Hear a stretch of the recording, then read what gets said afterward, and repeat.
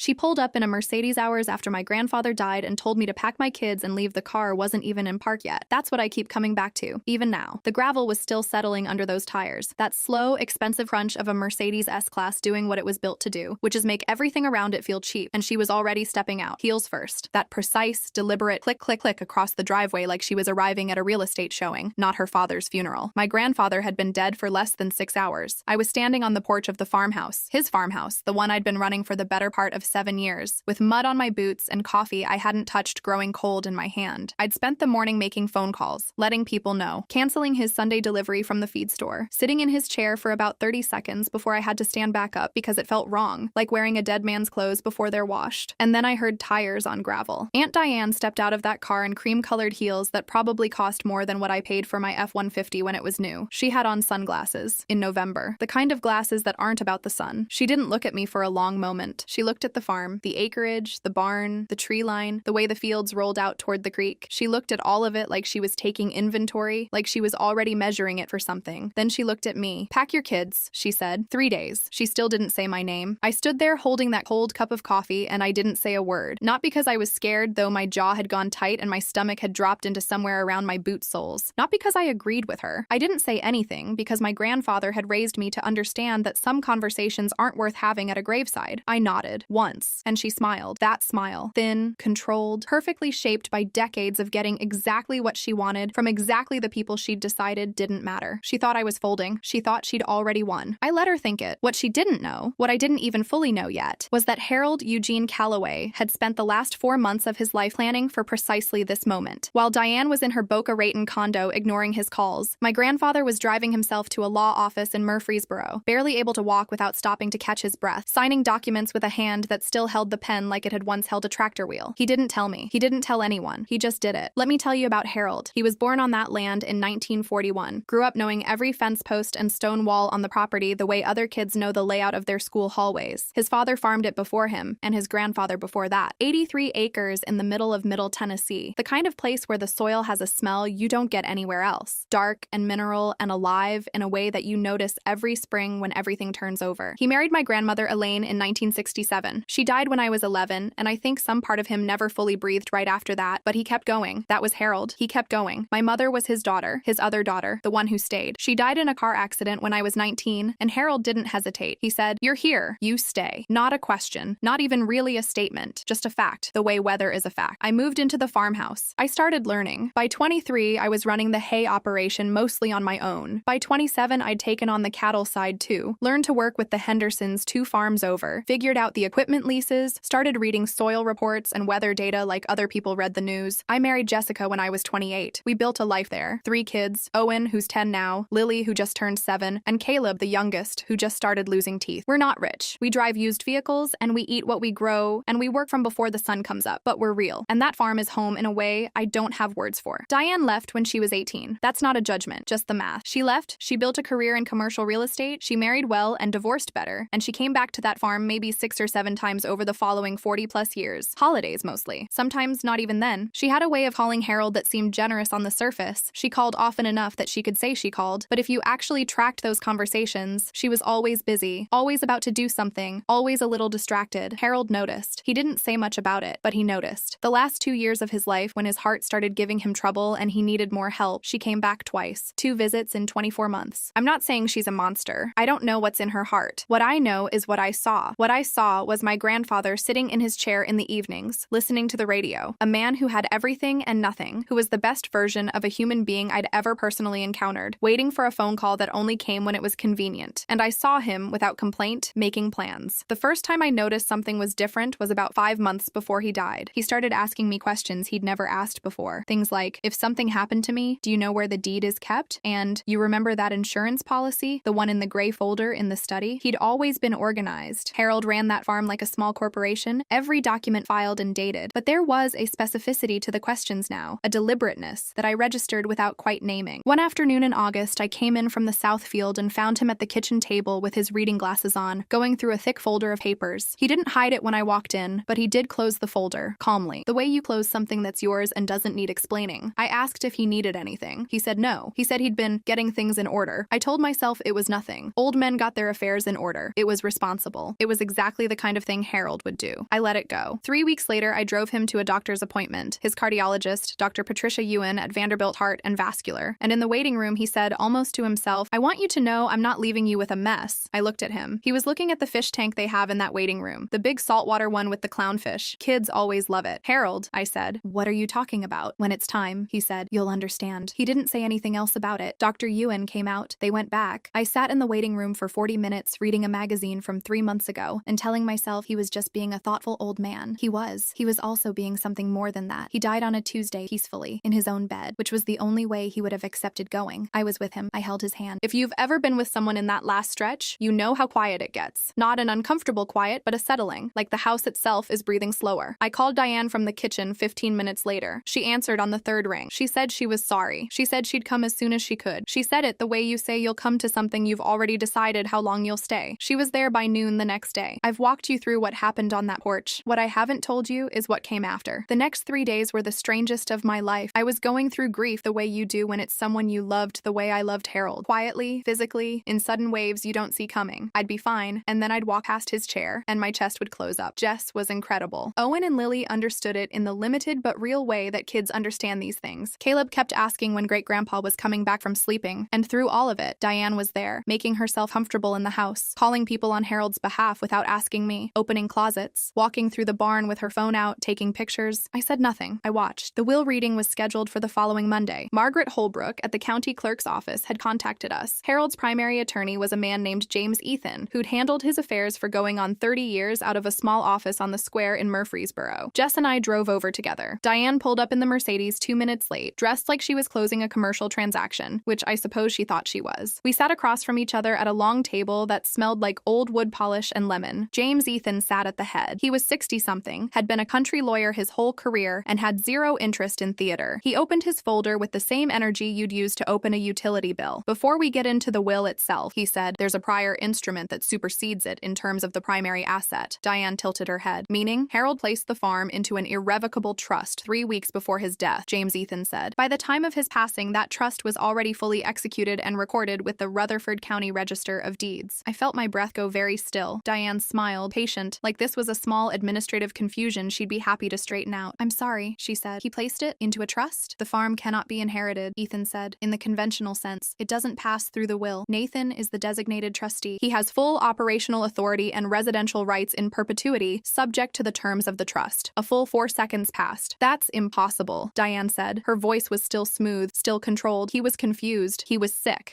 Nathan had complete access to him. Nathan manipulated him. James Ethan had clearly been waiting for this." He reached into the folder and laid 2 documents side by side on the table, like he was showing a poker hand. Dr. Patricia Ewan of Vanderbilt, his cardiologist, certified his mental competence and capacity in writing. Dr. Alan Brewer, a geriatric psychiatrist, provided a second independent evaluation. Both certifications were recorded on video the same day the trust was signed. He looked at Diane over the top of his glasses. "Both physicians are prepared to testify if necessary." Diane's jaw had gone hard. "I'm his only child," she said. It came out almost soft. "The trust also includes a conservation easement," Ethan continued. "Not unkindly, but not gently either. No commercial development of the property for a period of 50 years. That easement is recorded with both the county and the state." He slid another document across the table. "The development contracts you executed with Ridgeline Capital Partners in September," he said, tapping the folder, "are unenforceable. The property was already in trust when those contracts were signed. They have no legal standing." The room went completely, utterly silent. Diane's mouth opened, then closed, then opened again. Then she stood up so fast her chair screamed backward across the floor. Every person in that room, James Ethan, his assistant, Jess, me, we all flinched. "You did this." She was looking at me, pointing at me like she was casting something. "You poisoned him against me. You isolated that old man and you turned him against his own daughter." "I didn't know any of this existed," I said, and I meant it. My voice was calm because it was true. "I found out the same minute you did." She grabbed her purse. She pointed at me again, one slow, deliberate extension of her index finger. "This isn't over." The door didn't just close. It slammed with the kind of force that rattles the frames on the walls. We all sat there for a moment. Then James Ethan quietly gathered his papers. "She'll challenge it," he said. "Prepare yourself." I had 6 weeks of something like peace. I say something like, because Harold's absence had its own weather system, and we were living inside it constantly, but the farm was still there. The cattle needed feeding, and the fences needed checking, and Owen was getting better at driving the ATV, and Caleb had started following me around in the mornings asking questions about everything, which is exactly what I used to do with Harold at that age. And sometimes that made me want to cry, and sometimes it made me feel like something was continuing that was supposed to to continue. 6 weeks in, I was coming back from the East Field at around 3 in the afternoon when I saw a black sedan coming slow up the driveway. Diane got out first. Different heels, same effect. That click, click, click that I was already learning to brace myself for. Behind her was a man in a gray suit carrying a leather briefcase, someone I didn't recognize. He had the practiced neutrality of a hired professional. "We filed to invalidate the trust," Diane said. No greeting, no preamble. Undue influence. You had total control over a sick, lonely old man, and you exploited that relationship for financial gain. She held out a thick envelope. When I didn't move immediately, she stepped forward and pressed it against my chest. December 15th, Rutherford County Circuit Court. She stepped back. Her eyes went down to my boots, muddy from the field, then back up. "You'll want to hire someone fast." She looked at my truck, parked by the barn, then back at me, though I suspect that might be a challenge. She turned around and walked back to the sedan. The man in the gray suit gave me one look, not unkind, not kind either, just the look of someone doing a job, and followed her. I stood there holding the papers until the sedan reached the road. That night, after Jess had put the kids to bed and I'd been sitting at the kitchen table for about 2 hours, staring at the legal filing without really reading it, I went to the barn. Not for any particular reason, just to be in there. Harold's presence was strong in that barn the way it was in few other places. The smell of machine oil and old wood and hay, the hooks where the same tools had hung for 40 years, the workbench in the back corner where he'd spent entire Saturday afternoons and never seemed to mind. I was moving things around on that workbench, not really looking for anything, when I noticed a loose board in the lower shelf. It had shifted. I pulled at it, more reflex than intention. Behind the board was a shoebox, taped to the lid in Harold's handwriting, that familiar shaky print he'd developed in the last year or so, careful and deliberate like each letter cost him effort. For Nathan, open when you need courage. I sat down on the old stool and I held that box for probably a full minute before I opened it. Inside were photographs, decades of them. Me at maybe 6 years old, sitting up on the tractor with Harold's hands over mine on the wheel, both of us squinting into the sun. The two of us up on the barn roof in a rainstorm when I was maybe 15, patching a section that had come loose in the wind, completely soaked and laughing about it. Harold teaching me to back the trailer. I must have been 16. And I'd run it halfway into the fence post on my first try, and he'd stood there with his arms crossed and waited with absolute patience for me to figure out what I'd done wrong. And underneath all of it, at the bottom of the box, a typed letter, old paper, the kind that yellows at the edges, folded twice, not addressed to me, addressed to Harold's father, dated 1965. "Dad, I know you're disappointed I didn't take the job in Nashville. I know you think I'm throwing my future away staying here. Maybe you're right, but this land is in my blood in a way I don't know how to explain and don't expect you to understand. I can't walk away from it. I won't. Maybe one day my son or grandson will feel the same way. Maybe then you'll understand. Your son, Harold." I read it 3 times. He'd fought this exact battle. 60 years ago. Different enemy, different era, same land. His own father had wanted him to go, to leave, to choose something else. And he had stayed and written this letter and filed it away and eventually placed it in a shoebox for me. He'd seen all of this coming. Not the exact details, maybe, but the shape of it, the fight, the moment where someone would try to make me feel small and unworthy and outmatched. He'd left me an answer. I put the letter in my pocket and went back inside. I won't bore you with the full 60 days between receiving those papers and December 15th. What I'll tell you is that we hired Margaret Maggie Kowalski, who had practiced trust and estate law in Nashville for 22 years and had a reputation I'd only been told about secondhand, but which turned out to be accurate. She was direct, she was thorough, and she had absolutely no interest in being intimidated by Diane's legal team, which was a white shoe Nashville firm called Haverford and Associates that primarily handled commercial real estate disputes. Maggie reviewed everything: the trust documents, the medical certifications, the recorded easement, the correspondence. She watched Harold's video, the one where he sat in James Ethan's office and explained, calmly and clearly and completely in his own voice and vocabulary, exactly what he was doing and exactly why. He was coherent. He was precise. He was Harold. Her theory is undue influence, Maggie told me during our second meeting in her office downtown. She has to prove you had a dominant relationship over your grandfather that overcame his free will. And she has to explain away 2 physician certifications, a recorded video, and 30 years of documented behavior by your grandfather suggesting this was exactly who he was. She paused. "She's going to lose," she said, "but she's going to make sure it hurts before she does." She was right on both counts. December 15th came in cold and clear, the kind of Tennessee winter morning where the sky is bright blue and the air will cut right through you. Rutherford County Circuit Court smelled like old wood and industrial cleaner, and the ghost of 1,000 other cases argued in those rooms. We were in front of Judge Carol Nettles, who had been on the bench for 16 years and had the particular stillness of someone who has heard every argument and is waiting, without hurry, to hear the next one. Diane sat across from me at the plaintiff's table. She was immaculate. Cashmere coat, hair perfect, the whole polished presentation deployed the way she always deployed it, as a statement, as an argument in itself. The argument being, I belong here. I deserve this. You should believe me because look at me. Maggie laid it out methodically. Trust execution, mental competency certifications, physician testimony, the recorded video of Harold himself explaining his intent in clear, coherent, legally precise terms. terms. She introduced the conservation easement documentation, the county recording, the timeline of events showing the trust had been completed weeks before Diane's development contracts were signed. Haverford and Associates did what they were paid to do. They painted a picture of an isolated old man, physically deteriorating, emotionally dependent on the young man who'd insinuated himself into his daily life, and quietly, systematically cut him off from his own family. They used words like grooming and exploitation and undue dependence. They were skilled, I'll give them that. The narrative was coherent. It was also wrong. When Maggie finished her rebuttal, Judge Nettles looked out at the room. Is there anything else either party wishes to present? I stood up. Maggie put her hand on my arm. Not to stop me, I think, but more the way you'd steady someone before they go on stage. I'd told her what I was going to do. She hadn't discouraged it. I reached into my inside jacket pocket and pulled out that letter, the 1965 letter. The paper was yellowed and the type was the slightly uneven impression of an old manual typewriter, and it was the most important thing I'd ever held in my hands. Your Honor, I said, if it's permitted, I'd like to read a letter. Judge Nettles looked at me for a moment. Then she nodded. I read it out loud. All of it. Harold's voice, his rhythm, the way he built sentences, the same way he talked, the same cadences I'd known my whole life. I read the letter he'd written to his own father in 1965, explaining why he was staying on the land that people wanted him to leave. I read it in that courtroom 61 years later, in the room where his daughter was trying to erase the choice he'd made, his voice through my mouth, his words in the open air. The courtroom was completely silent, not the silence of inattention, the silence of people who are listening. I looked up when I finished. Across the room, Diane's jaw was tight, her eyes hard, her whole body held in that careful, controlled stillness she used to contain things. I saw her blink once, slowly, and I saw something move across her face that I don't have a name for, something that looked, just briefly, like grief. Then it was gone. Judge Nettles had been looking at the letter, then at Diane, then at me. She straightened. I've reviewed the documentation in full, she said. The trust instrument is properly executed, witnessed, and recorded. The testamentary capacity certifications are thorough, credible, and independently provided. The recorded video testimony of Harold Calloway is lucid and specific. She paused. The allegation of undue influence is not supported by the evidence. The case is dismissed with prejudice. The gavel came down. Bang. Diane didn't move for a long moment, didn't stand up, didn't turn to speak to her attorneys. She just sat there at that table with all her polish and her preparation and her confidence, and the silence in that room was the loudest thing I'd ever heard. I watched her. Her attorney leaned over and said something quietly. She nodded once without expression. The polished mask had cracked in a way that couldn't quite be reassembled. Not here, not in front of the clerk and the bailiff and the strangers in the gallery and me. I buttoned my coat and walked out. The cold December air hit me, and I stood on the courthouse steps and I exhaled. A long, slow breath that came from somewhere deep, the kind of release that you didn't even know you'd been holding back until it was finally